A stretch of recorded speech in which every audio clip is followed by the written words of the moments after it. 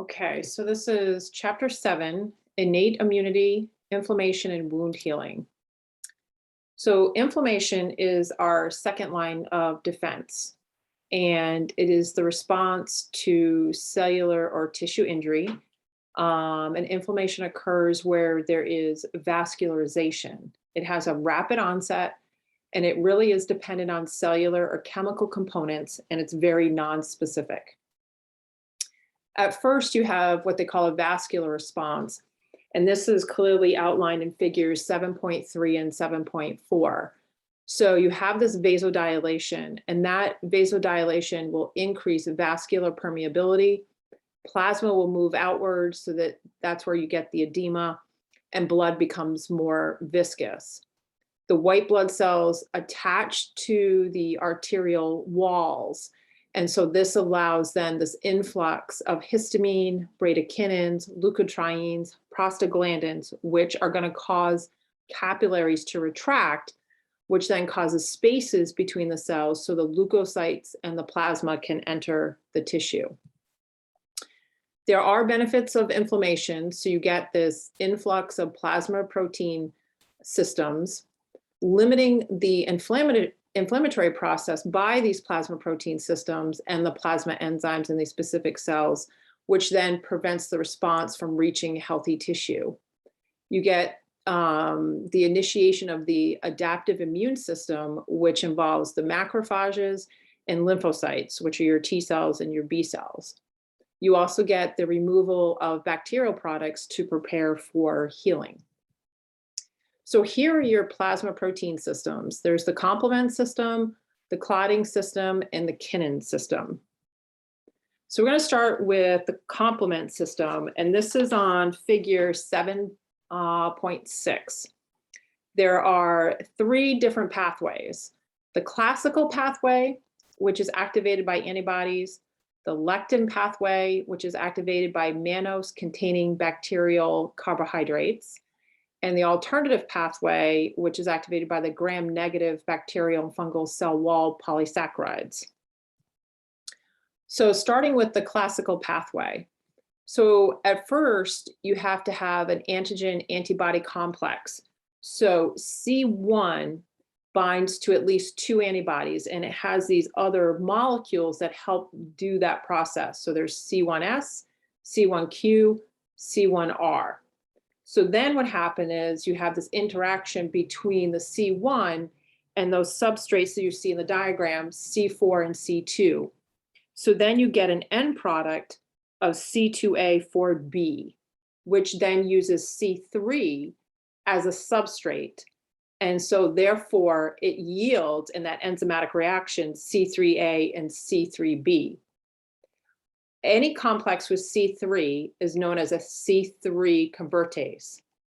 So now C3b is going to change C5 to C5a and 5b. So basically, C3b becomes that enzyme, the convertase, and changes the C5 to C5a and 5b. And any complex with C5 is also known as a C5 convertase. Then you have the alternative pathway on the right side of the diagram. So you have C3b that combines with the bacterium. Then factor B attaches to a combination of the bacteria and C3b. Now, once you have that attachment, factor D can recognize it. And then factor D activates factor B, then to yield factor uppercase B, lowercase b. This results in a C3b/BB complex, which is unstable. So then it needs to bind to what they call properdin, which then you get this complex of C3b, BB/P. This is a C3 convertase, and it produces more C3b, which then yields C3b, BBP C3b complex, which is now a C5 convertase, and this activates C5. Then you have the lectin pathway, which is the mannose binding lectin binds to the bacterial polysaccharides containing the mannose. This activates complement through the MBL, which is the mannose binding lectin proteases, MASP1 and MASP2. They activate C4 and C2 to yield C3 convertase. And then it continues the process that I just went over with the C3, then yielding down to the C5. So you can go back and review that. So now all of these three pathways lead to C5. So after C5 is produced, the process continues with components of C6, C7, C8, and C9. C5b and C9 form complexes called membrane attack complexes. So MAC. So MAC creates pores in cell membranes and allows the influx of water and ions, which results in cell lysis. C2b relaxes smooth muscle and causes vasodilation and increases that vascular permeability. C3a, C5a, C4a is going to promote mast cell degranulation. And then C5a also promotes the chemotaxis, which is an influx of a lot of the neutrophils and white blood cells. And then C3b is an opsonin, which when you have opsonization, it helps to identify cells that need to be destroyed. So here are all the functions of the complement cascade: mast cell degranulation, chemotaxis, opsonization, and cell lysis. Then you have the clotting system, which you can see on figure 7.7. So this is activated by substances released during the injury. You have the extrinsic pathway, which is activated by the tissue thromboplastin, which reacts with factor 7. And then you have intrinsic pathway activated by the Hangimian factor and contains subendothelial substances. This all gets and converged to factor 10. Then you get your fibrin clot, and the fibrinopeptides A and B release from the fibrinogen when fibrin is formed. And then A and B peptides promote chemotaxis. They increase bradykinin, which also increases vascular permeability.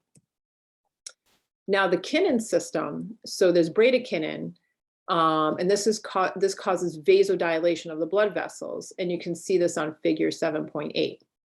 It works with prostaglandins to produce pain, smooth muscle contraction, and increase vascular permeability and increase chemotaxis. What happens is you have prekallikrein, which is converted to kallikrein by prekallikrein activator.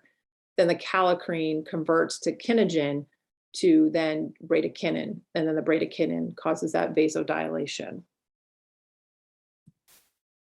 These are, the list here are cellular mediators of inflammation. I'm listing these for you just to review the role of each mediator: cellular receptors, cellular products, mast cells and basophils, what happens with the endothelium, platelets, phagocytes, and phagocytosis.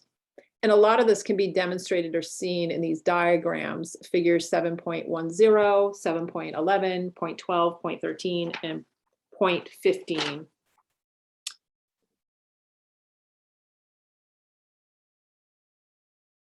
So I'll have you go through these, and really all it is just being familiar with their names and their roles, and that's what the rest of the pages in the chapter help identify. And if you have any questions, you can shoot me an email. Thank you.